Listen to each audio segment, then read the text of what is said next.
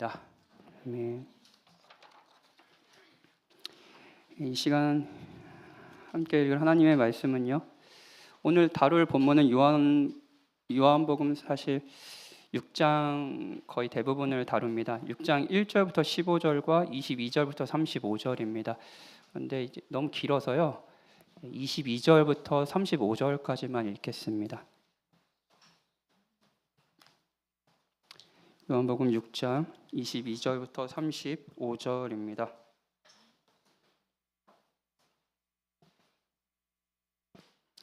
찾으셨으면 제가 읽겠습니다. 하나님의 말씀을 들으십시오. 이튿날 바다 건너편에 서 있던 무리가 배 한 척 외에 다른 배가 거기에 없는 것과 또 어제 예수께서 제자들과 함께 그 배에 오르지 아니하시고 제자들만 가는 것을 보았더니, 그러나 디베랴에서 배들이 주께서 축사하신 후 여럿이 떡 먹던 그곳에 가까이 왔더라. 무리가 거기에 예수도 안 계시고 제자들도 없음을 보고 곧 배들을 타고 예수를 찾으러 가버나움으로 가서 바다 건너편에 만나 라삐요, 언제 여기 오셨나이까 하니, 예수께서 대답하여 이르시되 내가 진실로 진실로 너희에게 이르노니 너희가 나를 찾는 것은 표적을 본 까닭이 아니요 떡을 먹고 배부른 까닭이로다. 썩을 양식을 위하여 일하지 말고 영생하도록 있는 양식을 위하여 하라. 이 양식은 인자가 너희에게 주이니 인자는 아버지 하나님께서 인치신 자니라. 그들이 묻되 우리가 어떻게 하여야 하나님의 일을 하오리이까? 예수께서 대답하여 이르시되 하나님께서 보내신 이를 믿는 것이 하나님의 일이니라 하시니, 그들이 묻되 그러면 우리가 보고 당신을 믿도록 행하시는 표적이 무엇이니까? 하시는 일이 무엇이니까? 기록된 바 하늘에서 그들에게 떡을 주어 먹게 하였다 함과 같이 우리 조상들은 광야에서 만나를 먹었나이다. 예수께서 이르시되 내가 진실로 진실로 너희에게 이르노니 모세가 너희에게 하늘로부터 떡을 준 것이 아니라 내 아버지께서 너희에게 하늘로부터 참떡을 주시나니 하나님의 떡은 하늘에서 내려 세상에 생명을 주는 것이니라. 그들이 이르되 주여 이 떡을 항상 우리에게 주소서. 예수께서 이르시되 나는 생명의 떡이니 내게 오는 자는 결코 줄이지 아니할 터이요 나를 믿는 자는 영원히 목마르지 아니하리라. 아멘. 3월부터 시작된 안식년 6개월이죠. 8월까지 있는 안식년 중에 반이 지나갔습니다. 3개월이 지나갔어요. 이 나쁜 소식을 이정규 목사님에게 꼭 전해 주십시오. 3개월 남았습니다. 시간이 참 빠른 것 같습니다.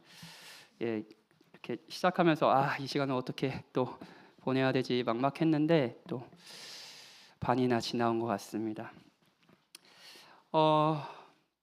기독교인들이 익숙하게 쓰는 상투적인 표현들이 굉장히 많습니다. 근데 그 상투적인 표현 중에 하나가 뭐냐면 인생이 광야와 같다는 겁니다. 인생이 광야와 같다.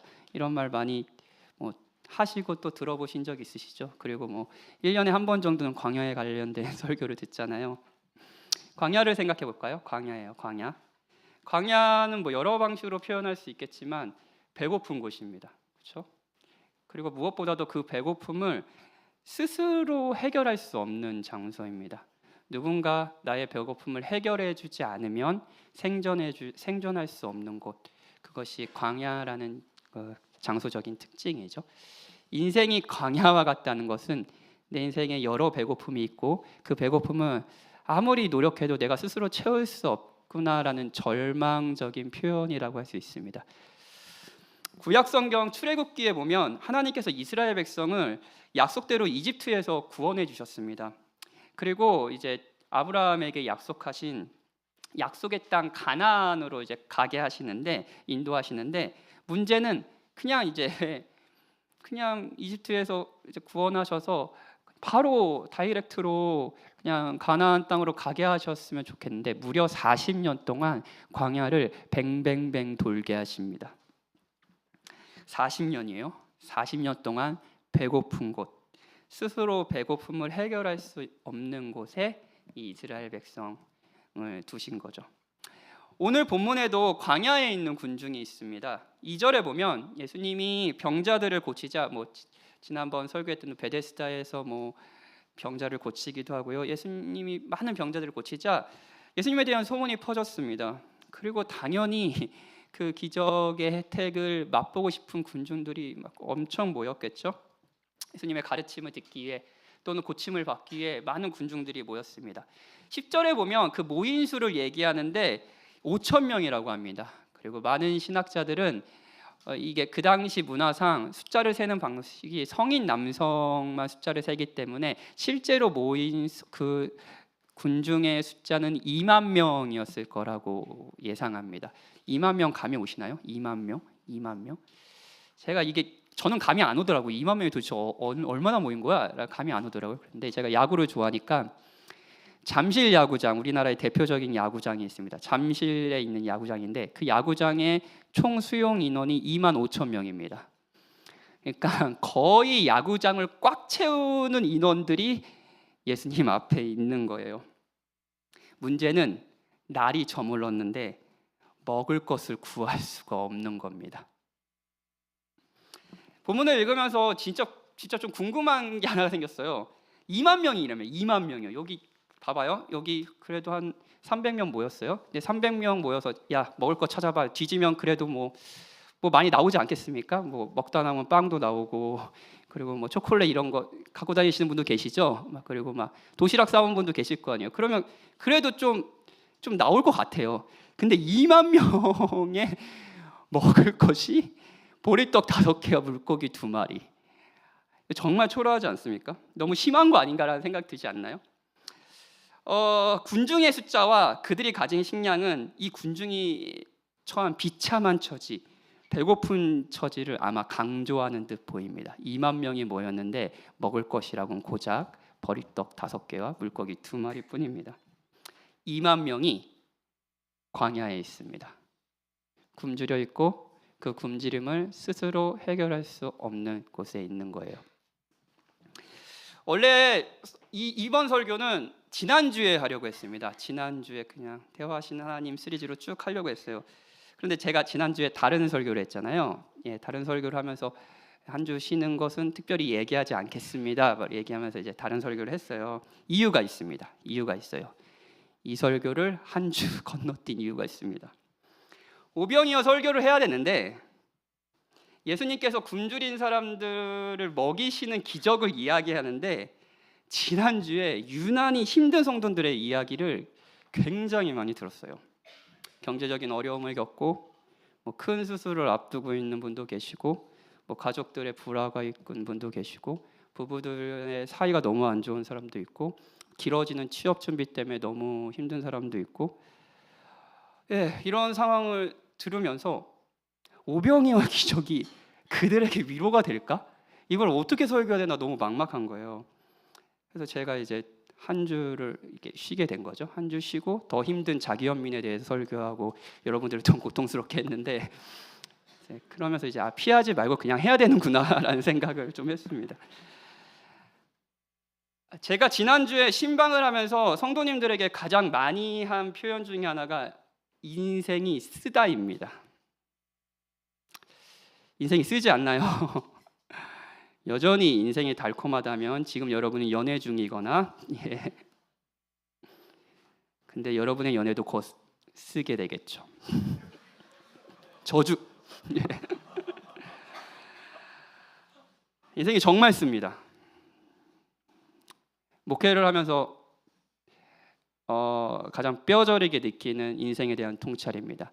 인생은 달콤하기보다는 씁니다.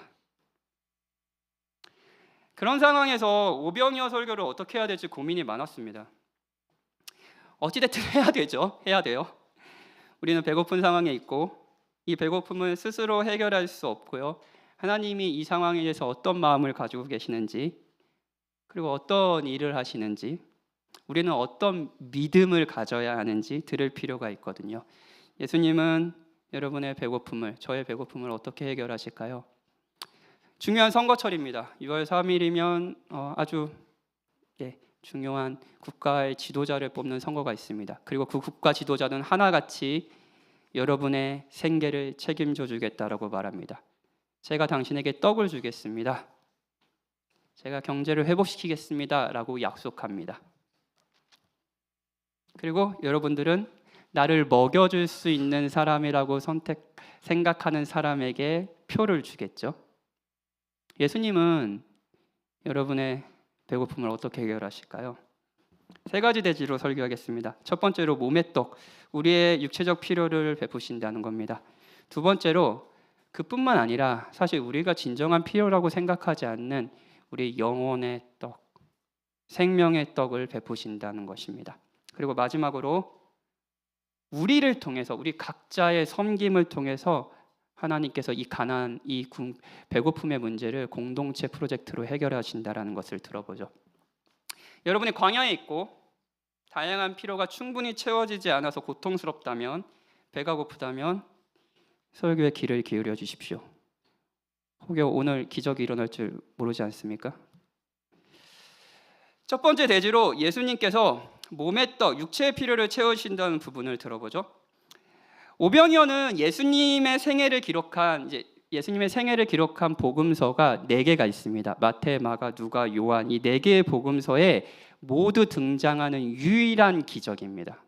각자 많은 기적들이 어떤 특정 복음서에만 나타나고 하거든요. 근데 이 4개 복음서에 나타나는 기적은요, 예수님의 부활 말고 오병이어밖에 없습니다. 그만큼 이제 오병이어의 기적은 예수님이 누구시고 그가 어떤 사역을 하는가를 이해하는데 아주 중요한 기적이라고 할 수 있습니다. 뿐만 아니라 이 기적은 예수님이 가장 많은 사람들 앞에서 하신 기적이고 2만 명이라고요. 그리고 가장 많은 사람이 기적의 혜택을 직접적으로 받은 기적이기도 합니다. 그래서 위험하기도 했어요. 기적의 의도가 왜곡될 수 있거든요. 이걸 한번 설명해 드릴게요. 자, 제가 한 사람에게 누구일까요? 동산이를 만나서 동산이에게 복음을 전해준다고 합시다. 그럼 제가 말했던 의도들이 동산 우리 자매가 왜곡해서 잘못 생각할 수 있잖아요. 그러면은 서로 대화하면서 그건 내 뜻이 그게 아니야. 이거는 이런 뜻이야라고 하고 그러면서 서로 왜곡한 걸 수정해 줄 수 있잖아요. 그렇죠? 근데 저는 지금 이 자리에서 300명 앞에서 설교합니다. 저는 지난주에 자기연민에 대해서 설교했고 이 자기연민에 대한 메시지가 여러분들에게 숱하게 왜곡되는 것을 봤습니다. 오병이어 기적이야말로 그렇지 않나요? 오병이어 기적이야말로요. 군중 앞에서 예수님께서는 기적을 일으키셨고요. 2만 명이라는 군중 앞에 보인 이 기적은 각자의 기대에 따라 왜곡될 위험이 있었고요. 실제로요, 잘못 해석됐습니다. 왜곡됐습니다. 그럼에도 불구하고 예수님은 수많은 군중 앞에서 그들의 필요를 적극적으로 채워주시는 기적을 합니다. 위험한 기적이죠. 왜 예수님이 이런 기적을 일으키셨을까요? 왜? 요한복음에는 이 기적을 일으킬 때 예수님의 감정이 적혀 있진 않지만 다른 복음서에서는 군중을 예수님께서 불쌍히 여기셨다라는 감정을 적습니다. 그리고 이 불쌍히 여기다라는 것은 우리가 어떤 사람에게 갖는 단순한 연민, 딱하다 이 정도가 아닙니다. 창자가 끊어지는 고통을 느끼다는 뜻이에요. 창자가 끊어지는 고통을 느끼신 거예요. 배고픈 군중들을 보면서요. 예수님은 한 아이가 가져온 보리떡 5개와 물고기 2마리를 가지시고 축사하시고 떼어 나눠주시고요. 그리고 배고픈 사람들은 예수님이 주시는 떡을 먹을 수 있었어요. 배불리 먹을 수 있었어요. 요한복음은 다른 복음서와 달리 특별히 11절에 그들의 원대로 주시니라라는 부분을 넣습니다. 그들이 다른 복음서에서 그들이 배불리 먹었다 이런 부분이 있는데 이걸 조금 더 강조해서 그들이 원하는 대로 주셨다는 거예요. 자, 어떤 사람은 성찬같이 이렇게 살짝 하나씩 이렇게 주는 게 아니라 3개 먹고 싶어? 3개. 원하는 대로 주셨다는 거예요. 먹고 싶은 대로 그들의 배가 충분히 채워질 만큼 그들이 만족할 만큼 예수님께서 주셨다는 것을 의미합니다. 그 시간 자체는 그 장소에 2만 명 중에 단 한 명도 배가 고픈 사람이 없게 된 거예요. 모두가 만족하게 됐습니다. 요한복음이 강조하는 것은 후하고 차고 넘치는 공급입니다. 후하고 차고 넘치는 공급이에요. 이것이 예수님께서 베푸신 오병이어의 기적의 특징입니다. 사랑하는 여러분, 성경에 기록된 모든 기적은 하나님께서 고통에 맞서신다라는 것을 보여주는 걸 아시나요? 다시 한번 말씀드릴게요. 성경에 기록된 모든 기적은 하나님께서 고통에 맞서신다라는 것을 한편으로 보여줍니다. 하나님에게 고통, 여러분들이 이번 주도 겪었던 가난, 병, 실직, 죽음, 소외, 이별, 이런 것은 당연한 것이 아닙니다. 물론 우리의 고통을 하나님께서 충분히 설명해 주시는 것은 아닙니다. 왜 그 고통이 있고 이 고통 가운데 어떤 열매가 있을지 하나님은 언제나 그것을 자세히 설명해 주시지는 않죠. 왜 육체적 필요가 충분히 채워지지 않는지, 우리는 왜 배고파야 되는지 이걸 다 알 수 있는 것은 아닙니다. 그런데 확실하게 말씀드릴 수 있는 건 하나님께서 여러분의 배고픔을 당연하게 생각하지 않으신다는 겁니다. 누가복음에 보면 세례 요한이라는 인물이 등장합니다. 그 세례 요한은 예수님이 정말 구약 성경에서 약속한 메시아인지, 이분이 정말 구원자이시, 하나님이 약속하신 구원자인지가 너무 궁금했습니다. 그래서 세례 요한이 자기의 제자를 보내서 예수님께 이렇게 물어요. 당신이 메시아라는 것을 우리가 어떻게 알 수 있습니까? 라고 누가복음 7장 19절에서 이렇게 묻습니다. 당신이 메시아라면 것을 우리가 어떻게 믿어요? 라고 믿는 거죠. 당신이 메시아가 맞습니까? 이 질문에 대해서 예수님의 답변은 이런 겁니다. 맹인이 보며, 못 걷는 사람이 걸으며, 나병 환자가 깨끗함을 받으며, 귀먹은 사람이 들으며, 죽은 자가 살아나며, 가난한 자에게 복음이 전파된다. 누가복음 7장 22절이에요. 자, 여러분, 예수님이 진짜 구약 성경에서 약속한 자기 백성을 구원하시는, 자기 백성을 살리시는 메시아라면 어떤 일이 일어나냐면 병자들이 고침을 받고 가난한 자들이 위로받는 일들이 일어난다는 거예요. 여기서 알 수 있는 것이 있습니다. 여기서 알 수 있는 것이 있어요. 예수님은 시각장애인들이 보지 못하는 것을 당연하게 생각하지 않으시고요, 나병 환자가 그 병으로 인해 하나님께 나아갈 수 없다는 것을 당연하게 생각하지 않으십니다. 예수님은 가난한 자가 겪는 사회적 불의와 소외 문제를 당연하게 생각하지 않으시고 맞서셨습니다. 예수님은 여러분이 직업을 구하기 위해 사투하고 있는 그 시간을 당연하게 생각하지 않으십니다. 예수님은 여러분의 진로가 막막해서 어떻게 살아야 할지 고민하는 그 시간을 당연하게 생각하지 않으십니다. 그것이 기적이 있는 이유예요. 사람들은 기적을 자연 질서의 중단이라고 생각하는 경향이 있습니다. 이런 거예요. 자연 질서는 어떤 거죠? 해가 뜨면 해가 지고, 그렇죠? 그리고 사람이 물 위를 걸을 수 없고, 사람이 물에 들어가면 빠지고, 이게 자연 질서잖아요. 사과가 여기서 놔두면 사과가 밑에서 떨어지고, 이게 자연 질서잖아요. 근데 사람들이 기적을 못 믿는 이유는 이 기적이라는 게 자연 질서의 파괴, 자연 질서의 중단이라고 생각하기 때문입니다. 어떻게 해가 멈춰? 어떻게 사람이 물 위를 걸어? 이렇게 생각하는 거죠. 자, 그런데 성경이 말하는 기적은요, 자연 질서의 파괴가 아닙니다. 오히려 원래 자연 질서의 일시적 회복이에요. 다시 한번 말씀드릴게요. 원래 하나님께서 의도하신 자연 질서의 일시적 회복이 기적입니다. 무슨 말인가 싶죠? 설명해 드릴게요. 하나님께서 원래 창조하신 세상에는 가난이 없었습니다. 모든 사람이 풍족히 먹는 세상이었습니다. 이 세상에서 처음 창조된 아담은 이제 사실 자기 혼자이긴 했겠지만 배고픔을 몰랐습니다.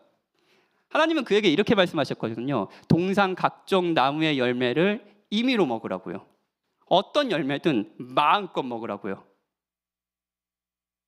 배고픈 사람 없어요. 배고픔은 원래 자연 질서의 일부가 아닙니다. 그리고 기적은 하나님께서 의도하신 자연 질서가 일시적으로 회복되는 모습, 그 에덴의 모습이 회복되는 모습이라고 할 수 있죠. 본문에서 모두가 말씀드린 대로 마음껏 먹는다고 했죠? 3개 먹어도 되고 4개 먹어도 되고 5개 먹어도 되고 한 광주리 먹어도 됩니다. 배고픈 사람은 없습니다. 물론 일시적이긴 하지만요. 하나님의 존재 여부에 대한 의심이 있거나 기독교에 회의적인 분들이 계실지 모르겠습니다. 오늘도 하나님께서 그런 분들을 이 예배의 자리로 불러주셨을 겁니다. 여러분들이 정말 귀한 사람들이고 교회는 여러분들을 환대하고 싶어요. 그리고 그럼 여러분들과 이 설교 시간에도 같이 씨름하고 싶은 것이 있습니다. 자, 여러분은 질병, 죽음, 가난, 불평등, 차별 이런 것이 자연 질서의 일부라고 생각하나요? 강자가 약자를 이용하는 현실은 어떤가요? 혹시 기독교 신앙이 없다 하더라도 이 모든 것이 자연스럽지 않고 잘못되었다라고 생각하며 당황하고 분노하지는 않습니까? 그것은 왜 잘못된 걸까요? 왜 가난은 잘못된 걸까요? 왜 불평등은 잘못된 걸까요? 왜 강자가 약자를 이용하면 안 되는 걸까요? 생각해보면 진화론은 강자가 약자를 이용하는 현실 안에서 이 세계가 계속 발전해 나갔다라는 세계관입니다. 이 세계관 안에 강자와 약자, 가난과 부는 자연 질서의 일부일 수 있습니다. 그런데 왜 우리는 이것을 당연하게 받아들이지 못할까요? 왜 우리는 이것이 자연 질서가 아니라 이상하다고 생각하고 누군가에게 화가 나는 걸까요? 성경은 이 모든 것이 자연 질서가 아니라고 말합니다. 하나님이 원래 의도하신 세상이 아니라는 거예요. 자연 질서가 망가졌고요. 다양한 배고픔이 세상에 있습니다. 기적은 단순히 놀라운 일 정도가 아니라 원래 자연 질서, 원래 하나님께서 의도하신 세상이 일시적으로 회복되는 것을 보여줍니다. 병자가 병이 낫고요. 죽은 자가 살아납니다. 인간의 생명을 위협하는 파도는 잔잔해지면서 주님의 명령을 듣습니다. 가난한 자들은 배불리 먹고요. 기쁨을 상징하는 포도주가 없는 결혼식장에는 포도주가 채워지면서 다시 기쁨이 회복됩니다. 일시적으로요. 기적은 하나님이 원래 의도하신 자연 질서를 보여주고요. 그리고 여러분의 고통을 하나님께서 맞서신다는 것도 알려줍니다. 정말이에요. 정말입니다. 사랑하는 여러분, 예수님이 오늘 수많은 군중을 직접 먹이신 것은 자신이 한 말을 뒤엎고서 한 기적이라는 거 혹시 아시나요? 이게 무슨 말인지 설명해 드릴게요. 제가 오병이어 본문으로 설교하는 설교 중에 가장 인상 깊게 들었던 설교는 사실 기억나시는 분이 계실지 모르겠지만 2년 전에 합동신학대학원의 안상혁 교수님이 저희 교회에 오셔가지고 오병이어 그 이후 뭐 이런 본문으로 설교하셨는데 그 설교가 정말 저한테는 진짜 이 본문을 이해하는 되게 큰 통찰을 줬습니다. 근데 그 안상혁 교수님은 이 기적, 그 설교 때 이 기적을 자기 모순적인 기적이라고까지 얘기하셨어요. 자기 말을 뒤엎는 기적이라고 얘기하셨어요. 설명해 드릴게요. 예수님의 공생애를 시작하면서 광야에서 사탄에게 시험을 받습니다. 예수님이 우리의 대표로서요 광야에 가셨어요. 예수님도, 하나님이신 예수님도 광야에 계셨습니다. 우리만 광야에 있는 것이 아니라 예수님이 계셨다고요. 광야는 배고픈 곳이라고 했죠. 그리고 그 배고픔을 스스로 해결할 수 없는 곳이라고 했죠. 사탄은 이 예수님의 처지를 정확히 알았습니다. 그러면서 이렇게 얘기했죠. 돌들로 떡이 되게 하라, 이렇게 유혹했어요. 광야에서 있는 광야의 예수님과 우리와의 가장 큰 차이점은 예수님은 자신의 능력으로 스스로 그 배고픔을 해결할 수 있었다는 겁니다. 돌이 많아요. 그리고 그 돌을 충분히 떡으로 만들 수 있었습니다. 아니, 떡 5개와 물고기 2마리로 2만 명을 먹이는데 자기 배고픔 하나 해결하지 못할 수 있겠습니까?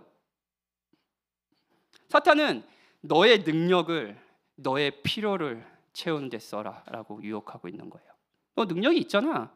하나님은 너에게 배고픈 상황을 해줬잖아. 하나님 너 믿을 수 있겠어? 너의 배고픔은 그냥 너 스스로 해결해. 너 능력 있으면 너의 능력을 오로지 너의 배고픔을 해결하는 데만 사용해. 이거였어요. 자, 예수님이 메시아죠. 하나님께서 자기 백성을 구원하시게 보내준 분입니다. 이 예수님이 메시아 사역을 시작하기 전에 이런 시험을 받는 거예요. 근데 예수님이 메시아 사역을 시작하면서 사람들이 자신을 따르게 할 수 있는 가장 주요한 방법이 있었습니다. 가장 확실한 방법이 있었습니다.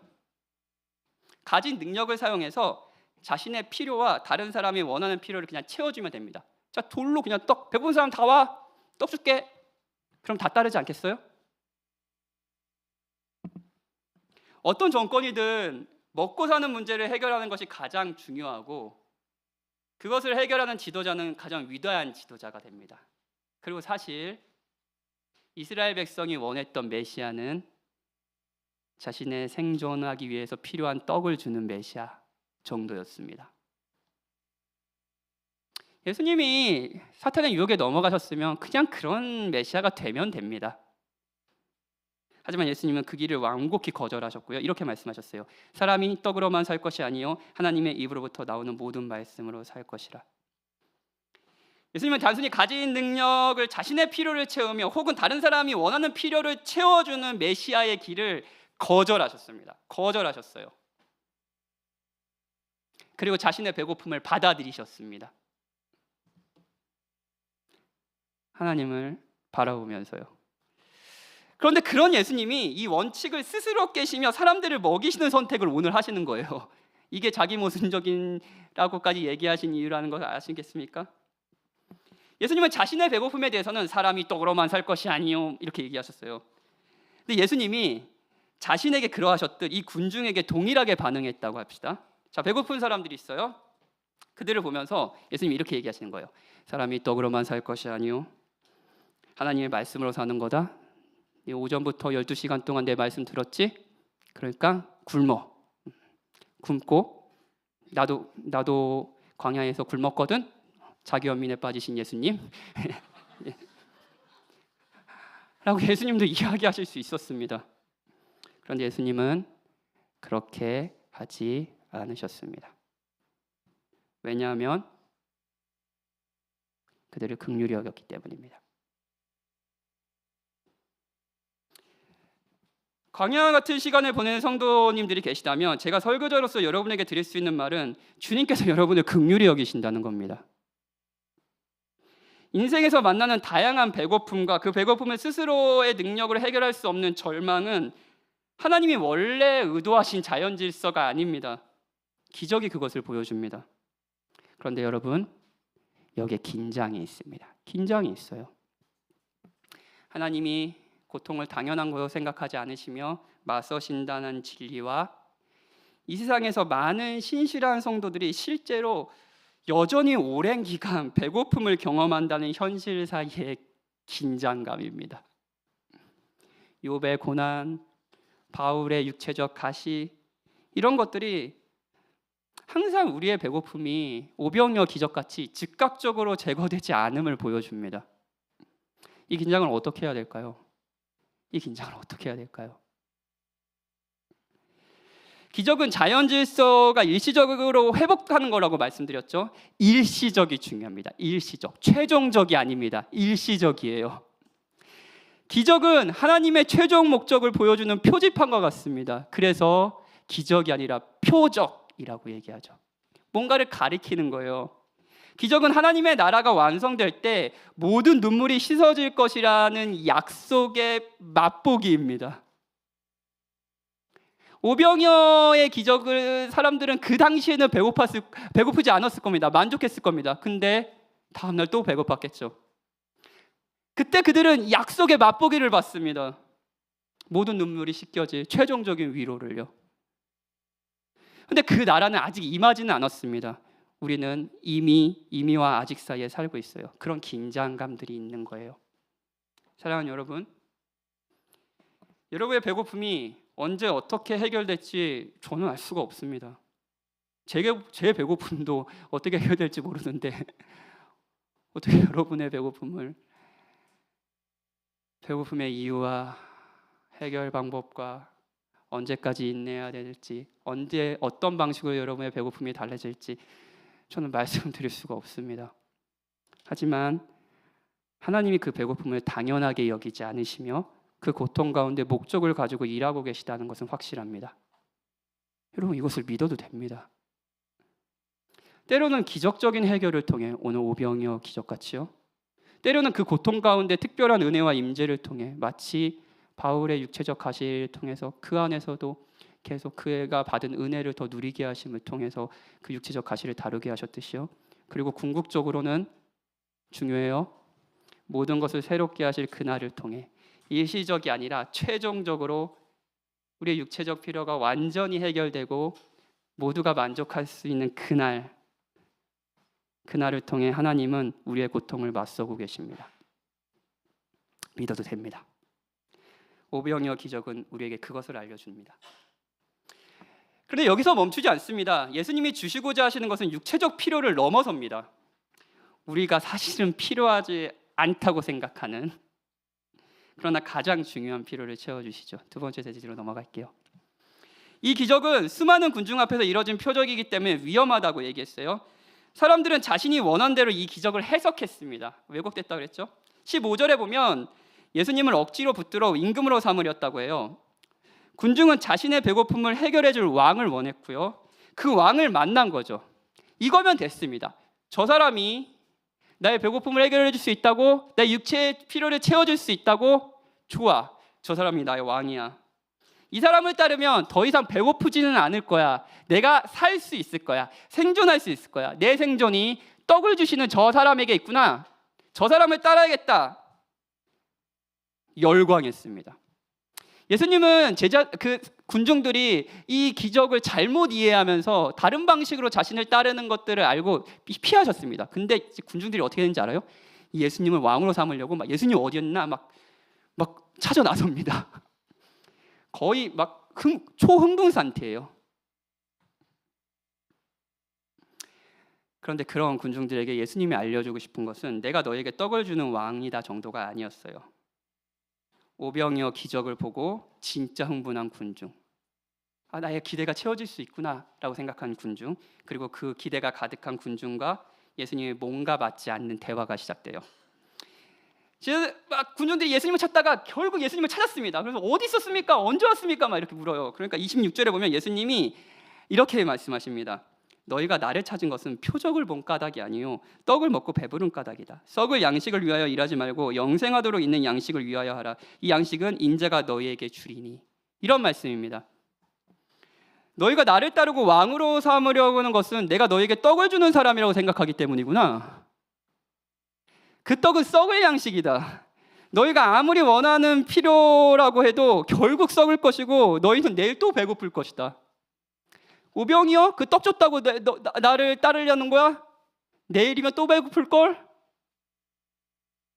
그것을 위하여 일하거나 나를 찾지 말고 영생하도록 썩지 않은 양식을 위해서 해라. 그것은 내가 너에게 준다.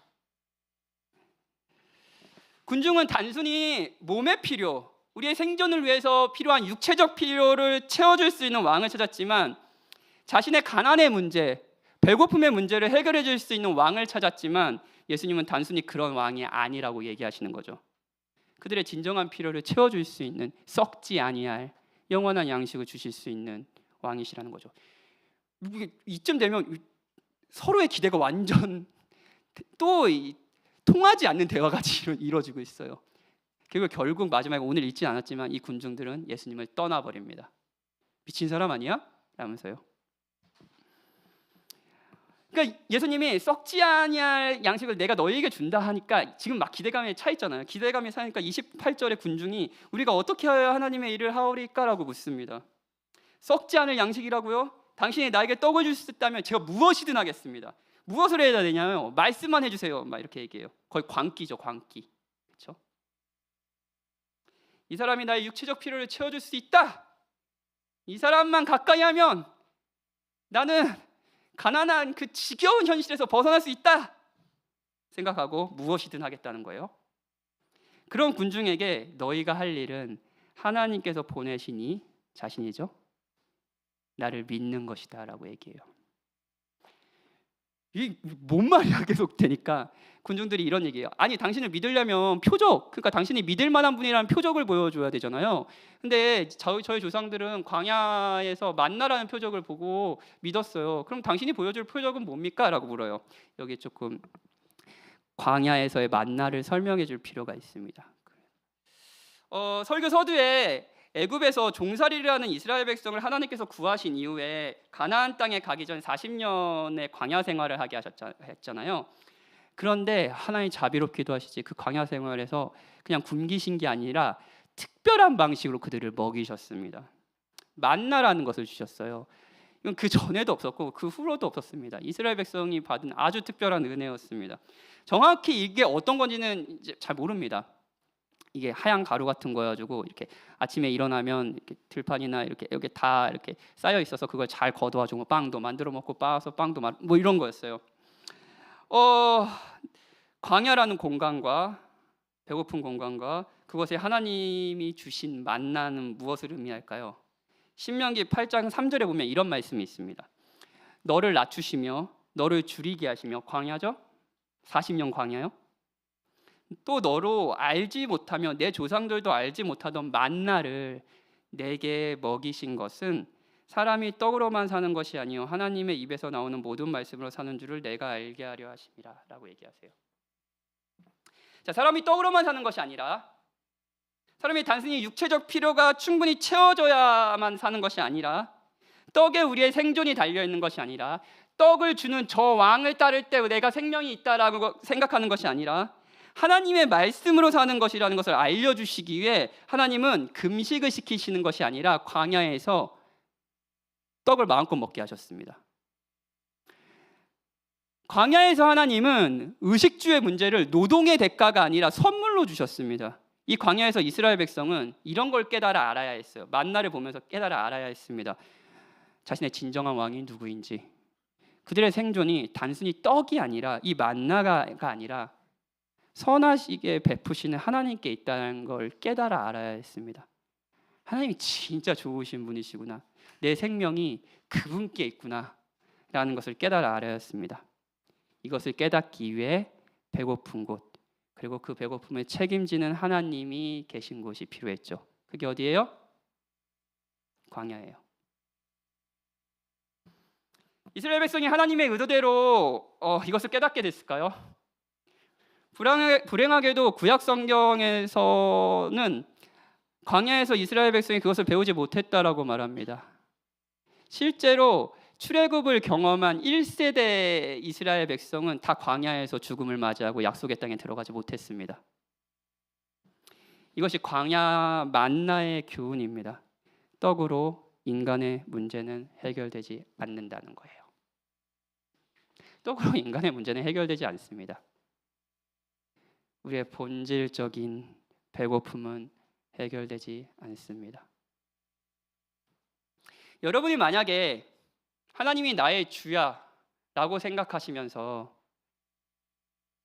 여러분이 믿는 하나님이 그저 여러분의 삶의 필요를 채워주시는 분, 여러분의 가정을 행복하게 하시는 분, 여러분을 취업시키시는 분, 여러분들에게 좋은 짝을 선물로 주시는 분 정도로 생각하고 있다면, 물론 그 모든 것을 하나님이 주시는 것이 맞습니다. 하지만 그 정도로 하나님을 생각하고 있다면 여러분, 영광스러운 하나님을 아직 보지 못한 겁니다. 그분은 떡을 주시기도 하지만 그것이 그분의 본질적인 역할이 아닙니다. 사랑하는 여러분, 저는 첫 번째 대지에서 우리의 배고픔이 자연스러운 것이 아니라고 말했습니다. 우리는 기적을 통해 하나님께서 우리의 배고픔에 맞서신다라는 것을 희망할 수 있다고 했죠. 여기서 멈추지 않습니다. 동시에 광야에서 배고픔은 또 우리에게 알려주는 것이 있습니다. 우리의 진정한 필요, 생존, 생명이 단순히 떡이 있고 막 그런 것이 아니라, 육체적 필요, 저 떡이 있는 것이 아니라 참되고 사신 하나님께 있다는 것을 알려주는 거예요. 이것이 때로 우리에게 광야가 찾아오는 이유이기도 합니다. 가난은 자연 질서의 일부가 아닙니다. 그렇죠? 마찬가지로 하나님이 없는 삶, 영광스러운 하나님을 찬양하고 높이지 않는 삶은 자연스러운 삶이 아닙니다. 그건 자연 질서의 일부가 아닙니다. 예수님은 전자를 다루실 뿐만 아니라 더 본질적인 문제를 다루시고 계신 거죠. 광야에서 만나에 열광했지만 정작 하나님, 만나를 주시는 하나님, 나의 생명을 유지하시고 광야 속에서도 나를 지키시는 하나님, 애굽에서도 나를 구원하시는 하나님, 약속의 땅으로 나를 친히 은혜로써 인도하시는 나의 주, 그 하나님을 원하지 않았던 이스라엘 백성처럼 떡을 주는 예수님께 열광해서 막 예수님 어딨어 막 찾아 나서지만 정작 그 예수님을, 그들에게 필요했던 것은 떡이었지 예수님 자신은 아니었습니다. 이들도 하나님을 원하지 않았던 것은 마찬가지입니다. 이들에게 예수님이 이렇게 물으시는 겁니다. 결국 너희도 먹고 사는 문제를 해결해 줄 메시아를 원하는 것이 아니냐? 나는 그 정도의 메시아가 아니다. 나는 떡을 줄 뿐만 아니라 나 자신을 너희에게 주려고 왔다. 내가 생명의 떡이다. 나는 떡을 주는 존재가 아니다. 내가 생명의 떡이다. 이 먹는 떡을 통해서 너희가 생명을 얻는다고 생각하니 아니다. 내가 너희에게 생명을 준다. 내가 너희의 진정한 필요다 라고 얘기하고 계신 거예요. 사랑하는 여러분, 예수님은 육체의 필요뿐 아니라 우리 영혼의 진정한 필요를 주시는 분입니다. 예수님께서 굶주린 군중들을 보며 창자가 끊어지는 고통을 당했다고 했죠. 그게 아까 불쌍히 여기셨다라는 표현이라고 했죠. 근데 예수님이 그들을 불쌍히 여기신 건 단순히 그들이 먹지 못한 상태를 안타깝게 여기셨다 정도가 아니에요. 아닙니다. 그 굶주림은 기적을 일으키면 금세 해결될 수 있었던 거잖아요. 예수님은 육체적 굶주림을 넘어서 그들의 내면에 있는 하나님이 없는 영적인 굶주림을 보신 겁니다. 그래서 마가복음에는 군중을 목자 없는 양에 비유하며 긍휼히 여기셨다라고 말해요. 그리고 예수님은 그것을 채워주시겠다고 말씀하시는 거죠. 내가 생명의 떡이다. 요한복음의 오병이어의 기사에는 다른 복음서에 없는 또 특별한 것들이 있습니다. 이 시간이 언제인지를 알려준다는 거예요. 본문 4절에 보면 이 사건이 유월절이 가까웠을 때 일어나는 사건이라고 얘기해요. 이게 의도가 있습니다. 단순한 시간적인 정보가 아니라요, 신학적인 의미가 있어요. 배경 설명이 필요한데 유월절은 이스라엘 민족 역사에서 가장 중요한 구원 사건을 기념하는 날입니다. 하나님께서 이집트라는 나라에서 이 이스라엘 백성들을 구원하셨을 때, 종살이에서 구원하셨을 때 10가지 재앙을 일으키셨어요. 그 중에 마지막 재앙이 모든 이집트 땅 전역에 있는 모든 장자가 죽는 심판이었습니다. 장자의 죽음이란 심판이었어요. 그러나 하나님은 이스라엘에게는 이 심판을 당하지 않게 하셨습니다. 방법을 알려주셨어요. 그 방법이 뭐냐면요, 어린 양을 잡아요. 그리고 어린 양을 잡고 그 피를 문 주변에 바르면요, 그 재앙이 넘어가는 거예요. 그래서 유월절입니다. 넘어간다라는 의미가 있어요. 그 어린 양의 희생을 통해 이스라엘 백성은 생명을 얻었고 그 양의 고기를 먹으며 구원을 기뻐하며 누렸겠죠. 우리는 살았어. 하나님 우리를 구원하셨어. 라는 게 유월절이었어요. 요한복음은 예수님의 생애 기간 동안 3번의 유월절을 전략적으로 기록하고 있습니다. 3번의 유월절을 기록한 복음서가 이 요한복음밖에 없어요. 그리고 이 3개의 유월절은 모두 예수님의 구원 사역과 깊게 연관이 되어 있습니다. 예수님의 죽으심 그리고 부활하심과 연결이 되어 있어요. 첫 번째 유월절이 2장에서 나오는데 예수님은 성전에 장사하고 이런 사람들 다 내쫓으신 다음에 뭐라고 하셨냐면 이 성전을 허물라 내가 사흘 만에 일으키라고 말씀하시면서 자신이 하나님을 누리고 하나님을 경험할 수 있는 진정한 성전임을, 그래서 자신이 죽고 부활함으로써 더 이상 성전을 찾아서 하나님을 만나는 것이 아니라 그리스도 안에서 우리가 하나님을 만날 수 있다는 것을 밝히셨습니다. 마지막 유월절은 11장부터 19장의 배경입니다. 예수님이 실제로 십자가에서 희생되는 시점이에요. 그리고 오늘의 본문은 두 번째 유월절은요, 그 사이를 연결하는 중요한 전환점입니다. 예수님께서 이 두 번째 유월절 때는 군중을 먹이시는 기적을 통해 단순한 육체적 필요를 충족하실 뿐만 아니라 자신이 누구신지를 계시하는 중요한 기적이었습니다. 그래서 이어지는 대화에서 예수님은 내가 생명의 떡이니라고 얘기하시는 거죠. 여기서 우리는 이 신학적인 연결점을 찾을 수 있어요. 유월절 어린 양 있죠? 유월절 어린 양이 희생되어 이스라엘 백성에게 생명을 주셨듯이 예수님도 자신을 내어주심으로써 우리에게 생명을 주십니다. 생각해 보십시오. 여기 이따 성찬할 때인데 여기 빵이 있다고 생각해 볼게요. 자, 빵이 있어요. 이 빵이 그냥 그대로 있다고 해봅시다.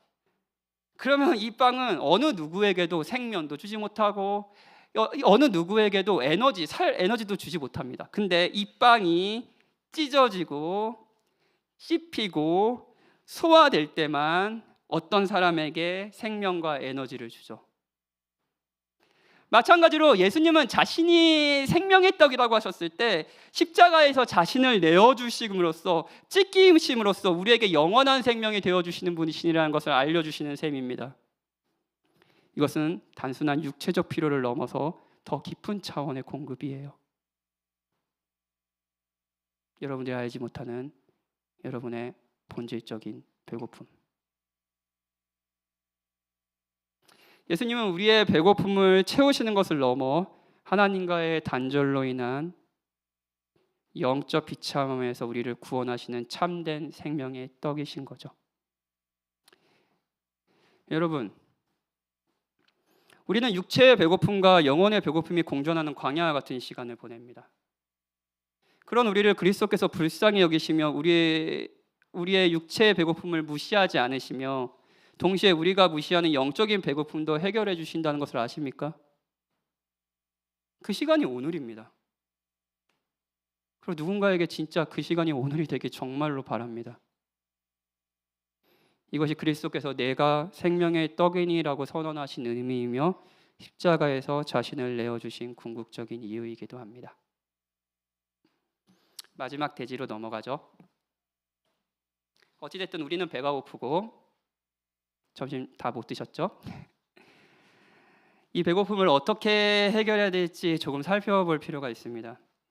예수님은 배고픈 군중을 먹이시기 위해 제자들과 어떻게 먹일지를 논의를 하십니다. 이게 신기한 지점이에요. 그냥 예수님께서 2만 명 있어요. 자, 줄 서. 자, 줄 서봐. 내가 줄게. 자, 그래. 빨리 먹고 가. 이렇게 할 수 있잖아요. 근데 제자들과 논의합니다. 이 사람들 어떻게 먹일까? 빌립은 계산이 빠른 사람인 것 같아요. 저와 반대되는 사람. 빌립은 이런 말을 합니다. 저 2만 명을 먹이려면은 200데나리온이 필요합니다. 200데나리온은 한 데나리온이 노동자의 하루 품삯이거든요. 그러니까 8개월치 품삯입니다. 8개월치 품삯이 필요하다고 이게 가능하냐고요? 이렇게 얘기해요.